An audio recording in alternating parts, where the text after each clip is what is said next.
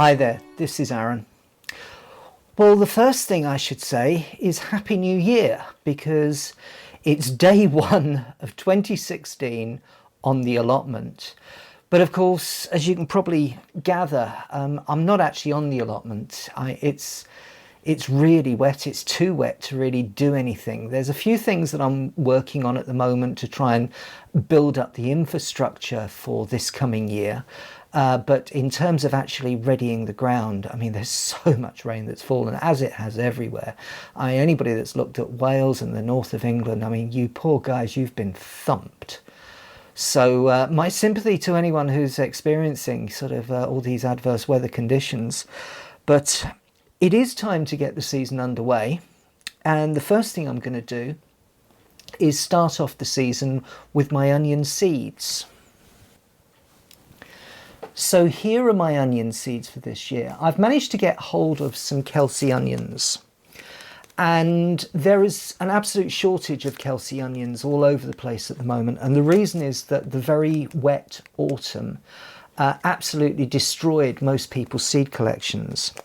This is from Medwyn's of Anglesey. Now, those of you that know Medwyn's will know that the chap that runs it is an expert gardener. I mean, he's won so many golds at Chelsea. This is from his private collection. So I figure if anywhere I'm going to find anything decent this year in the way of Kelsae onions, it's going to be there. So I bought these from Medwyn's of Anglesey. I have no idea if he still has some left, but he is possibly the only man in the entire world that does.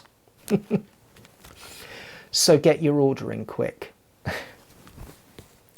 Now, you may remember last year that I was growing in seed compost, and onions and pretty much anything I put into this seed compost just was rubbish, and the compost itself had wood in it.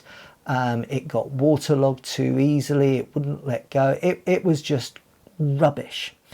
So I'm not going to bother with seed compost this year, and instead I'm going to grow using these, which are coir pellets. Now, coir is also called coir if you're in America, but if you say that with an English accent, you really do sound ridiculous. So I'm going to call it coir.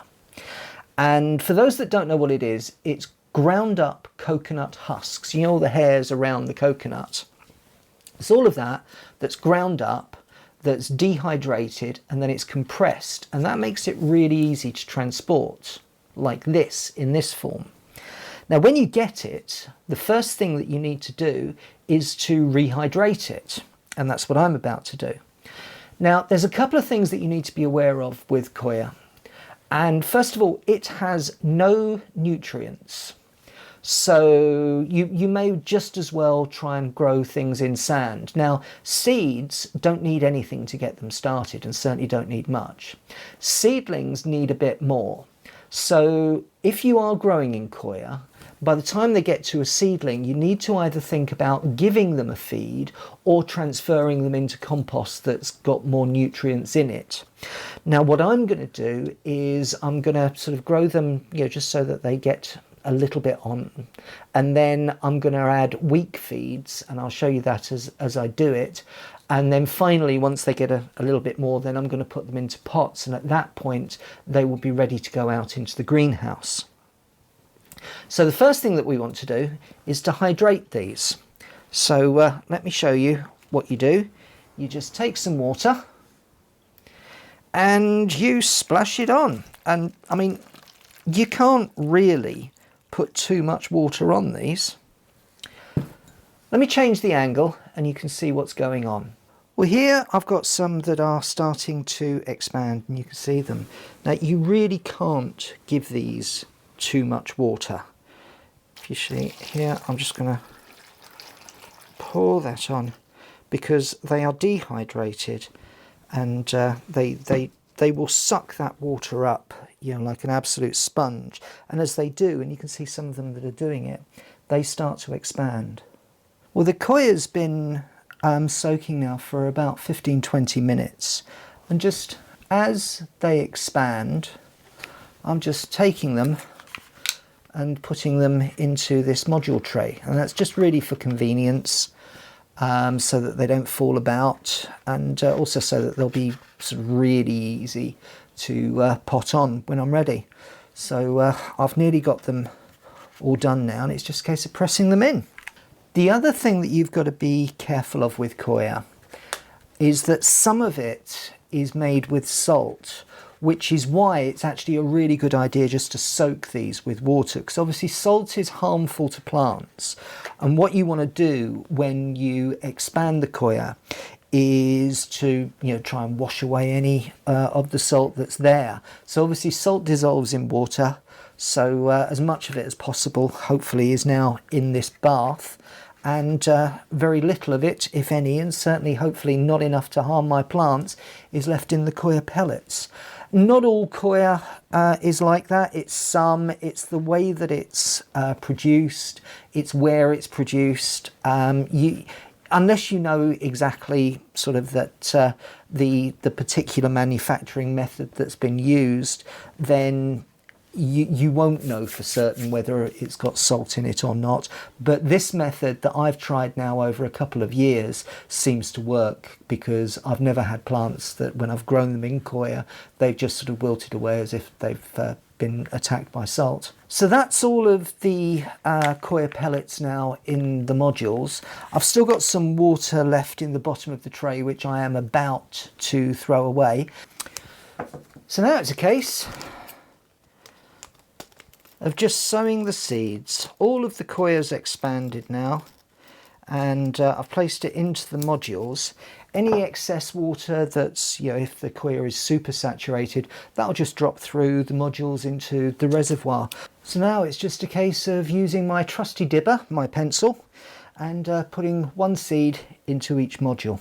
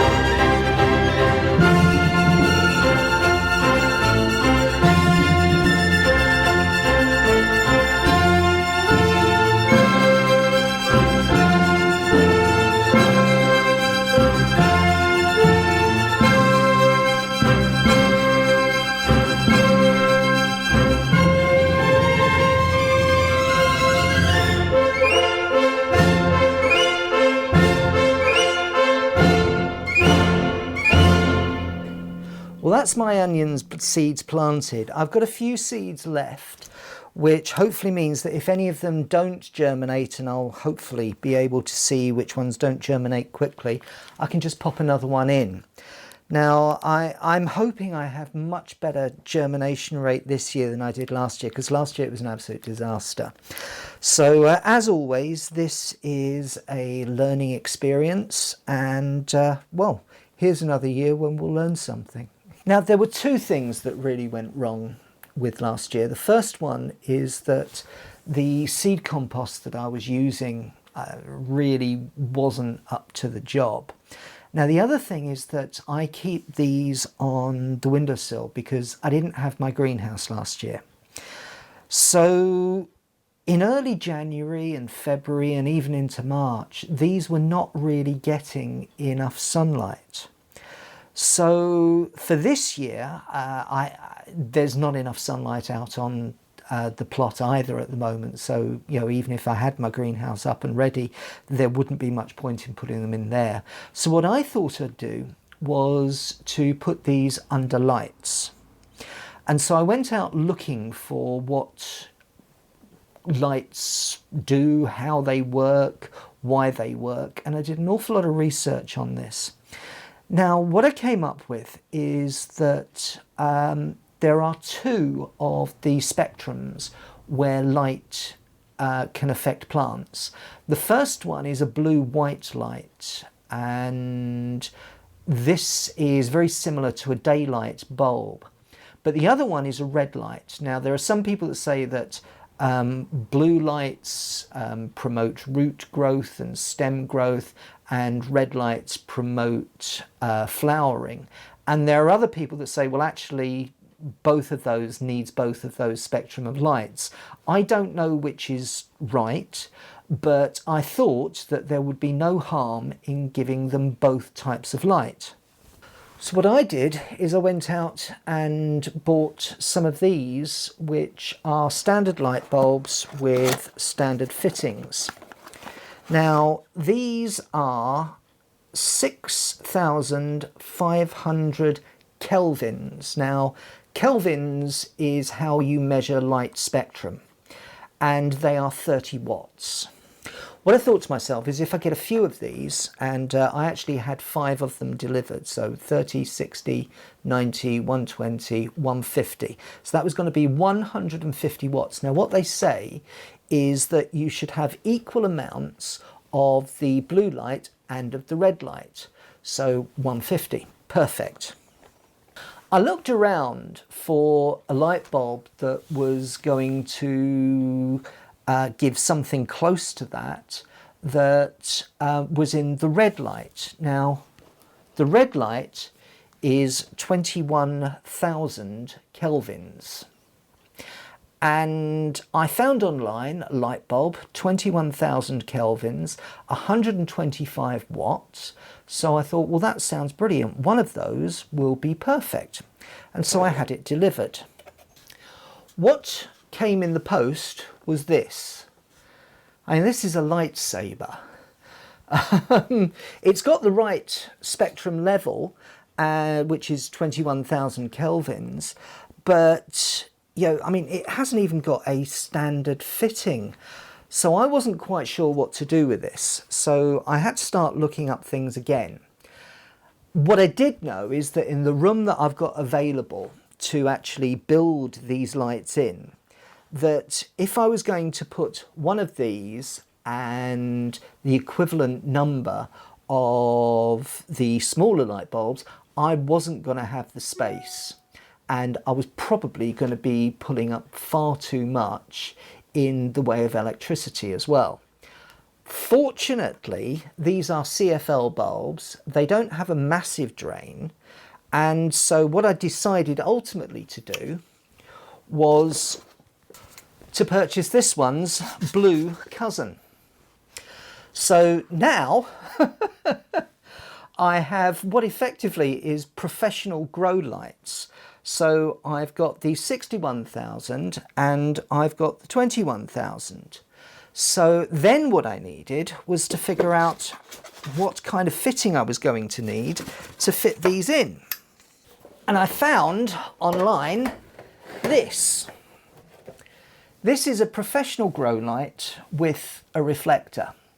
So it's designed to fit these bulbs. It's designed to go straight into the mains. With the high power sodium bulbs that I know that Jamie uses, you actually need a converter to change the electricity. These can go straight into the mains, and I checked that before they arrived. So what I've now got to do is, in the week or so, for the seedlings to actually germinate and start coming through, is to figure out how to create a light box for them.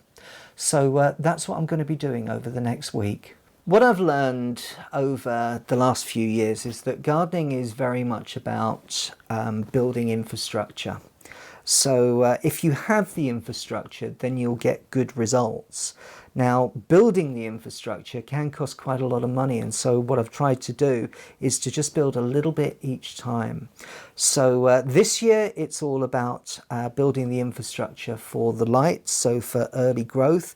Hopefully that means that my onions are going to get a little bit better of a head start this year, and then what we can do is plant them out on the plot. So that's what this journey is going to be all about for the next few months. Well, thank you so much for watching, and I'll see you next time, hopefully on the allotment. Goodbye.